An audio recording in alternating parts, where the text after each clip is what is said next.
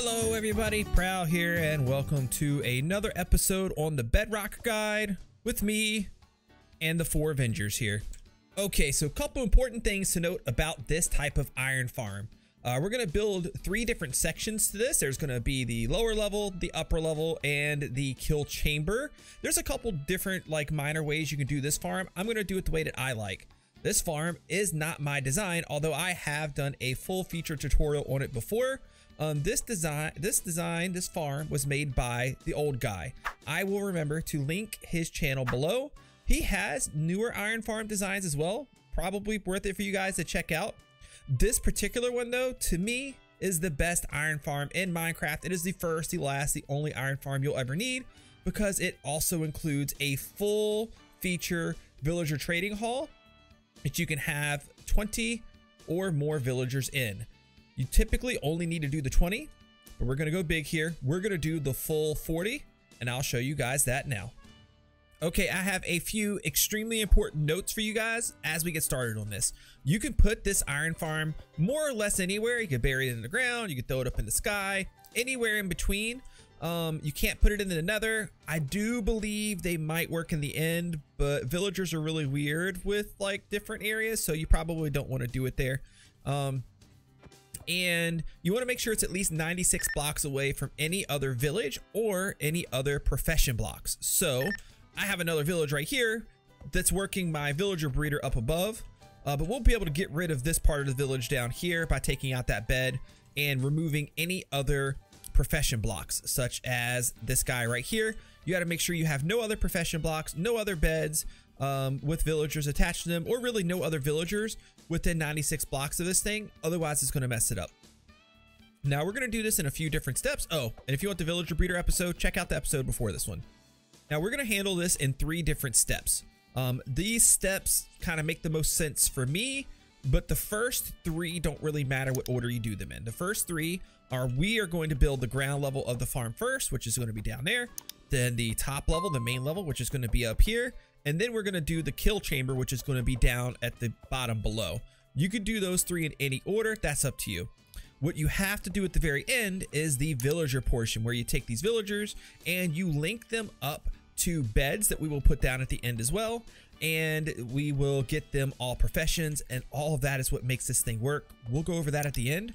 Also, definitely stick around till the end, because I got a super awesome build to go around this thing that I have messed around with in creative. It is totally awesome. We're gonna do half of that build today, and then to the next episode, the next episode will be all about doing villager trading and setting up the perfect villager trading hall, which we're gonna do, and it will be finishing the top half of this build, which is awesome as well. So make sure you stick around for those. Probably would help if you tap that subscribe button down below. Stop pushing me. It would probably help if you tap that subscribe button down below. So give it a little love tap and let's get this thing going. So I have started out with what is the center of the farm. This right here is going to be the drop shoot chamber. This is where the iron golem is going to go. And I have outlined that, so that way I kind of know with what I'm working with. So this is going to be the bottom layer of the farm, the bottom level of the farm. And I'm going to go from this block right here. This counting is block number 1. I'm going to go out 2, 3, 4, 5, 6, and 7. And I'm going to go up a block, and I'm going to go over 1, 2, 3. So you'll have 3, drop down, 7, and then drop down to the center. And I'm going to do this all the way around, which I've already carved the space out for here. I'm doing mine down in the ground. You don't have to do it down in the ground. You can do it way up high in the air. You can do it way down low in the ground. You can do it underground. All right, so at this stage, you should be right here where I have ground right here, and then I have the 3. Remember, we went the 1, 2, 3, 4, 5, 6, 7, and then up, and then 1, 2, 3. That is what we have done. And at this level, you're gonna put a retaining wall around right here. So you see I have these 2 blocks kind of facing out in this direction. This is kind of representing what you will have is a wall that goes all the way around. That is just the 1 block high. You don't need this top level. You do need this bottom level right here. Super duper duper important. And then after you get that little wall going all the way around, go ahead and throw a block in the corner, just like here, like right there. And then we're gonna start placing some water. Also, one thing I forgot to mention, I'll try to insert this in before I put all the water in case you're wondering why there's water here. but we need to block the water off actually. So we're gonna put a sign right here. We're gonna put a sign above it. And what we're gonna do is we're gonna do signs on all these spaces above the hole. So what that's gonna do is very simply, that's gonna block water from actually flowing into this hole in the first place. And I could have swore I've had enough signs. And there we go. All the signs are there. All the water has now been effectively stopped. I'm gonna have the staircase here. Do I need it any longer? I really don't need the staircase here any longer, so I'll probably, let's go ahead and take this thing down and get back up. This water is important because this water is what flushes the iron golems down. I have gone ahead and set myself up an infinite water source to make it really easy for me to put water. You can also take regular ice and punch it and break it, and that'll make a water source too. What we're gonna do is we're gonna put water at this space right here, this space right here. So you're skipping that block, and then this space up here. And then you are going to connect the water going all the way across, all the way down, and do this in all corners. And lastly, we're getting to another corner here. So we'll put it here, here. Remember, we skip a block, and then all of that is flowing water all the way across. And then we're gonna do that on all four sides. We're gonna just go from any one of these blocks on this inner ring, and we're gonna go up 1, 2, 3, 4, and 5.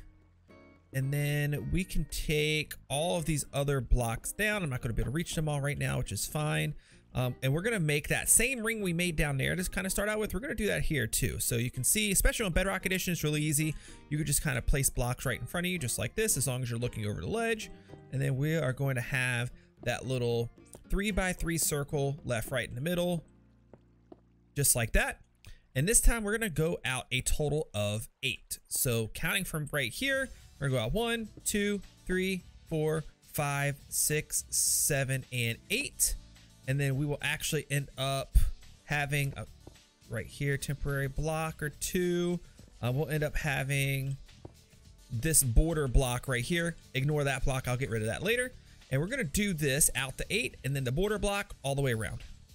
And now, next thing we're gonna do is actually, just like we did down there, where we're gonna come, we're gonna put a block here. We're gonna get the cow out of our farm. You don't want cows in here. Put a block up there, there, there, and there, and all 4 corners. And then fill in water here, here, and all the way down, and do that in all 4 corners to get the proper water flow. And next thing we are going to do is the drop chute. So I'm gonna drop down here to where the drop chute's gonna go. And we're gonna do a couple of things with this. I'm not gonna make this too fancy because really, we're never gonna see this area. Eventually I'll figure out how and where and what I wanna do to get the iron back up top, probably like we've done creative things in other episodes. But what I do wanna do is get this thing dug down a few blocks because I want to be able to easily kill cats and golems and kill them quickly. We want to kill them quickly and efficiently. So I'm gonna first drop down about here. You know what? Let's go down a total of where are we? 1, 2, 3, 4. I think we're gonna do lava on this level. So we then need to go down another 1, 2, 1, 2, 1, 2.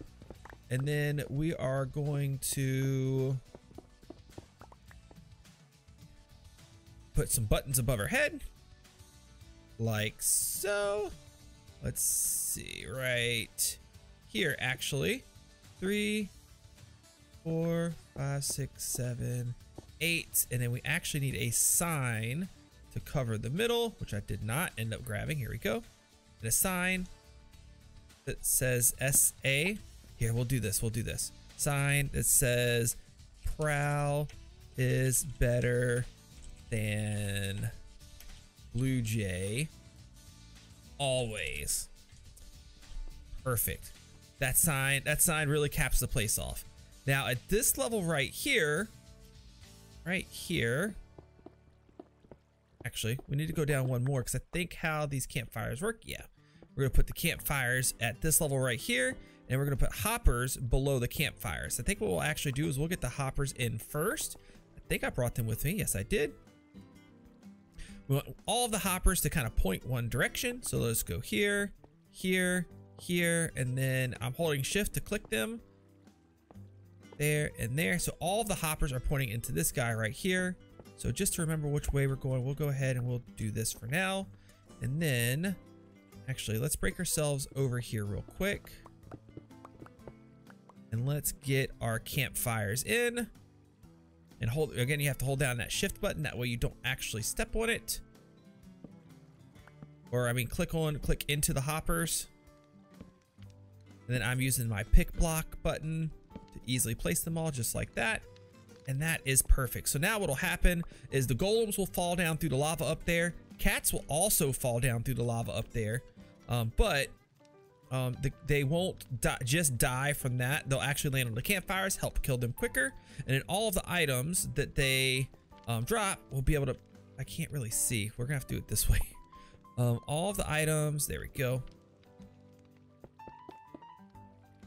That they drop, all the items that they drop, they'll go down into these hoppers right here. And then let's give ourselves, just so we can see a little something going on in case we need to. Let's go ahead and let's put glass, glass, glass. And then down here, we could throw in what will be our temporary storage area. So what I would like to do is I'd like to grab these chests right here. Let me get myself a little bit more space over this direction. I don't want it here. I want it to go right here. And we'll take a hopper, place it into the back of this guy. And then what we could do is we could place chest, and then like I said, later we'll do a little bit more with this to where we'll sort the items out because iron golems drop both poppies and iron. So we want to make sure we sort the poppies out and do something with them, sort the iron out, do something separate with that. But for now, like I said, we'll just go ahead and we'll do this. Now, I'm not going to spend a lot of on-camera time doing this building part because we have an iron farm to finish covering in whatever time we have left. But I'll try to do a couple small updates. Update number one is I actually got to take out all of this border because it's not the decorative block that I want. I want to use stripped oak. So I'm going to get rid of all this and I'm going to put a nice wall of stripped oak going around here. Okay, we got our wood backdrop in and we're going to be putting villagers around this. So you guys, to an extent, will actually want to do this same thing. You don't need to take it up 4 blocks high like I've done here, but you will want to take it up 2 blocks high like this all the way around, because we're going to be making villager stalls here in just a moment and actually going over a lot of the mechanics of how this thing works. That way you guys, I thought that dog was going to chase that cat. That way you guys can understand how it works and actually get this thing functional, because we're not functional yet at all. We're not even close. But let me go through. I need to put in some flooring blocks here, and then we're going to talk about setting up the villager pods. Okay, so what I'm going to do here is I'm going to kind of show you guys how you're going to do 1 pod, and then I'm going to explain how many of these pods you're going to need, okay? So I'm going to do this the way that you guys are going to do it, not the way I'm going to do it right now, because a lot of what I'm doing here is more decorative. But we're going to go ahead. We're going to put 1, 2 blocks right here. Any solid block, it doesn't really matter. And then 1, 2 blocks right here, just like this. And then what you guys are going to end up doing is, and we're going to go over this part a little bit later, but you're going to end up taking down this all the way down one side and then all the way down another side. And if you do that, you're going to end up with 20 villager pods. You can go more.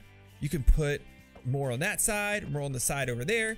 You can end up with 40 because it'll end up being 10 villagers fit on each side of this thing. You have to have at least 20. You cannot have less than 20. Minimum, you have to have 20 villagers. But if you want 30 or 40, that is fine as well. So I'm going to go through. I'm going to get all of these pods put in just like this, just separating them out. And you guys will just need to go up the 2 blocks. I'm going to go up 4 blocks. Okay, now for one of the lengthier parts of this. This is the lengthiest part for this episode. You guys, if you're watching this, you're going to want to stick around for next episode. That way you can kind of see how to properly set up the trading hall portion. But for now, what we actually need to get done is we need to get these guys and a lot more of them into all of these pods. Now, there's 2 things that you are not going to want to have in these pods when we actually get to the last part, which is adding the beds. You don't want any of these guys, nitwits, and you don't want any babies. If you have any babies or any nitwits, when you put the beds in, this place is not going to work. Now, I'm gonna set up a really cool, neat rail system. It's gonna cost me a little bit of iron, not too much, because I think I have some rails that I got from like a abandoned mine shaft. And I'm gonna put a ring around this, and I'm gonna make a super easy way to take villagers from here and drop them into here. We are going to put 2 pieces of glass just like this in front of each one of the villager stalls that you are going to fill. Again, I can't stress it enough, you have to do a minimum of 20 villagers. And although if you guys are following along the way that I'm doing things, you would have done this already, but just to make note of it, you do need to make sure that these villagers are at this level. They are level with the top level of the iron farm, because if they're not, it is absolutely very possible that your villagers will not link up to the beds that we put in later, because villagers have a certain distance away from the beds that they need to be both vertically, meaning the Y level up and down, and horizontally, and not doing things the exact way I'm showing you could potentially create some problems. And another thing you need to do is you need to place water buckets in every single one of these pods that you set up. This is super important as well because, and I believe Old Guy was the one that found this out, or he worked with people that found this out, one of the two, is that villagers, they have a tendency to unlink from beds and unlink from profession blocks in Bedrock Edition. The profession blocks aren't really going to be too much of a problem. They're going to be set up right in front of the villagers, which I'll show that part here in a little bit. But the beds part is a problem because the beds aren't going to be right here beside them. So what we can do is we can actually put the villagers in all of this water here. And then with the villagers being in the water, they will not unlink from their beds that we're going to have actually under the ground over there. So it's a perfect little system to make sure that your iron farm does not break. You have to, absolutely have to have this water in all these spots. So the next thing we're going to do here, we have our rails going all the way around, is we need to get all of the villagers in the pod. And that's actually super easy. We made this thing in the episode where we did the villager breeder, and I can just simply hit the button right here. Villager gets grabbed, villager gets shot in, and villager falls into where I need him to fall into. So what I can do is I can break this out, get both of those things out of the way. And then I actually made some glass panes here. I wanted to use glass panes. I recommend using a glass block or glass panes. Don't use a solid block that could maybe suffocate him. We'll go ahead, and we can't put it above his head yet because we need to knock this out first. And then actually, hold on. This is going to keep water from being a mess. Go ahead and put a button here, here, and here. And just prepare yourself by doing this around the entire area where you're going to be placing all of your villagers. Awesome. So once we have all of our buttons in place, we can go ahead, we can knock this glass out. Oh, and woo, you got to hit that. You almost messed it up there. You got to hit that minecart quick. So knock the glass out, kill the minecart, and go ahead and put something above the villager's head. And now he's all good to go. What I can do next is I can pop this out, put a rail, put a rail, put a rail, and now I can hit the button again. And not grab a villager. Oh gosh, I'm stuck. Ah! And we can hit the button again, grab another villager, and off he goes, shoots in. We can knock this rail out, we can knock this out, we can knock this out. And remember, we're going to knock this out and quickly tap that, and he will stay in there. And then we can get rid of this flowing water here soon, but for now, we just go ahead and put glass there. Eventually, we're going to put profession blocks here, but we got to do that part last. Go ahead and get all of your villagers in now. Well, the hard work is now done, kind of. We got villagers here. I decided to get rid of the little like villager cell here and cover up the drop area here. And I got rid of the breeder up there. I just wanted to go with a clean look here. And I think that was the best decision overall in the long haul. And I actually have a plan or an idea to do a more permanent villager breeder, probably somewhere over there-ish. But now what we need to do is we need to get all of these villagers linked to beds. That is what's going to be one of our first steps of actually getting this farm to work. Also, maybe some of you guys have like caught this and maybe some of you didn't, but I forgot to put the lava down here. Maybe we should do that real quick. Yeah, I forgot to put it in the lava. We're gonna put it in right above the buttons here. I can kind of see up there. Just go ahead and place that right there, and it'll flow over top of everything there. It will not sink down in, and then the golems will burn up and down on the way down, as will the cats. Will take some damage from that too, and I can close this thing back up. So next we need to get beds in for all of these guys down here. And what I did was I had a bed over there I'd been sleeping in. I had taken that out. I had a stone cutter over there. I took that out as well. And I gave the game a little bit of time, maybe about 20 minutes or so, just to make sure that it would delete any existing village data from this area. Because there's no beds anywhere else now. There's no profession blocks or anything. And we need to start fresh, okay? So what I got here is our area where the beds are going to be going, which is going to be right down here. And hopefully I can dig down and not die, which looks like I have accomplished, at least for now. And our beds are going to go in here. Now I made a 2-wide ring around that 3x3 hole. That's the drop chute, because this is where all the beds are going to go. And what we want to happen is we want to be able to place a bed. We'll place one right here. And the first bed that gets placed and linked to should end up being the center of the village. And what we're going to do is we're going to place that one, and we'll place one right here. I'm going to place one right here, and I'm going to place one right over here, just to kind of make sure. That one ended up getting the particles, which is fine. So that way these guys right here should stay the center of the bed or of the village. If they don't, it's fine, because any of these spots really being the center of the village is going to be okay. The way that we've designed this thing, if it shifts around to any of these, or if you're doing the 20 villager design, you won't have any kind of problems with it at all. It'll work fine doing things just like this. Now in my design here, where we're doing the 40 villagers, that should be 20. Yep, we got 20 beds all in now. And then these blocks right here were all temporary blocks. We can get rid of those.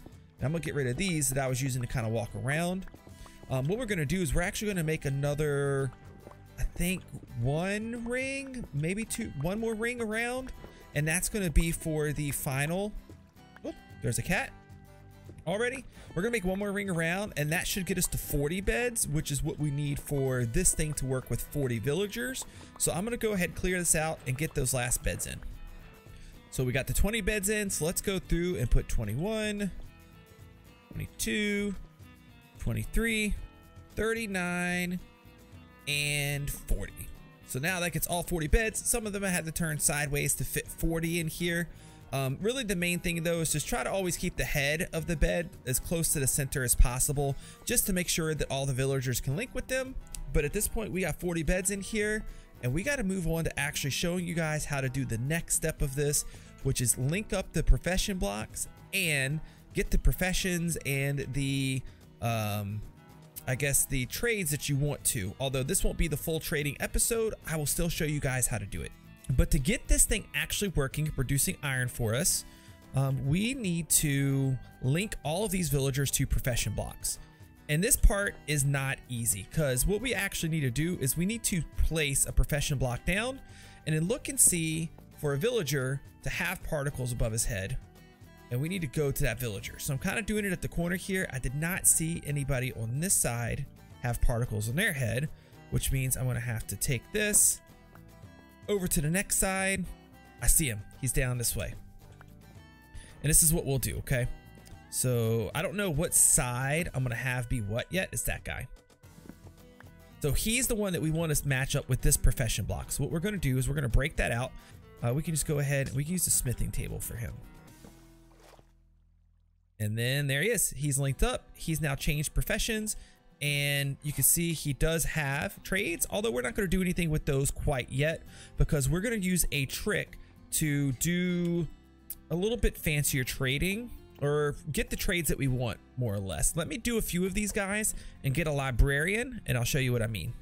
Okay, this literally took way too many. I had to do like 10 of them before I finally got a librarian, but a librarian is what I wanted. So here's the trick, okay? So you can get villagers, but you might not always get what you want from the villagers. Like this guy is offering knockback 2 for 25 emeralds. I'm not interested in that. We only have 10 librarians that we're going to have here. I need ones that have professions or books that I really want and need.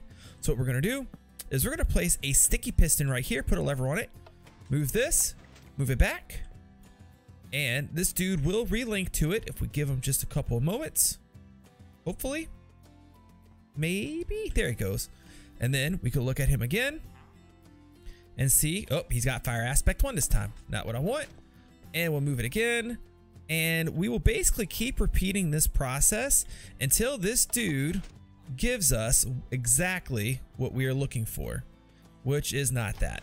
So I am not going to waste time doing this right now because we're actually going to focus a lot on this in the next episode on like actually how to properly set up a villager trading hall.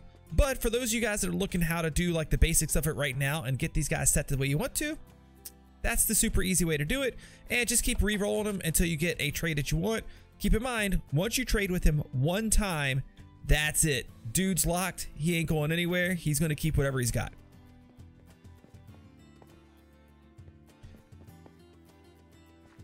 And I know I told you guys it's 10 on each side, which you can do by just filling in this middle space right here. I didn't mention the middle space earlier, but we actually have 11 on each side here. I wanted to use that middle space. And if you do that like I did, all you have to do is make sure you have 44 beds in the iron farm down there where we put the beds instead of 40. But I did hear an iron golem. Let's get up in a little perch here. Woo! Am I going to make it? Yes, I am. And let's see if we can watch an iron golem fall down. I hear him burning. There's one down there. There goes a cat. String, yay! Let's see if we actually see our first iron golem on camera. Hey, there we go. We got a golem. I think there's one burning down there right now. I missed. But yes, this is awesome. It's working perfect. I'm actually probably going to sit here. I'm going to watch a few more fall just to make sure everything looks like it's working right. And then we can go look at the iron that we got. All right, and we got the structure of this thing, all the structure of the roof for the most part there. I got some more details going in here, under here, but I ran out of dark oak and I don't have time for this episode to get some more. So this is what we're going to be looking at for now, but I've been doing this for about an hour and let's see how much iron we have down here. Remember, this storage area is temporary, but we got 1, 2, 3, 4 and a half stacks. So how much iron is that?